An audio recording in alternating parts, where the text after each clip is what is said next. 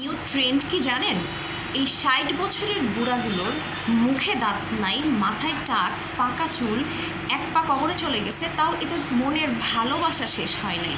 এরা সব জায়গায় বলে বেড়ায় আমার বউ অনেক টক্সিক, আমাকে ভালোবাসে না, আমার খেয়াল রাখে না।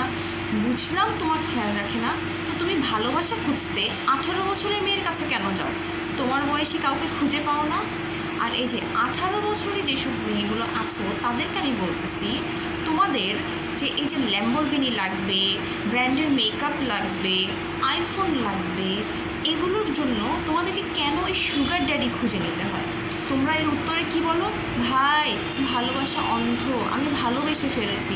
বুঝলাম ভালোবাসা অন্ধ, কিন্তু এই ১৮ বছরের মেয়ে তোমাদের মাথার তারও কি ছিঁড়ে গেছে যে তোমরা দেখো না যে এই বুড়ার ঘরে নাতিপুতি জন্মায় গেছে? আরেকটা কথা, তোমরা ১৮ বছরের মেয়েরা বলো এই বুড়ার জীবনটা একেবারে অসহায়, আমি একদম ফিক্স করে দিব আমার ভালোবাসা দিয়ে।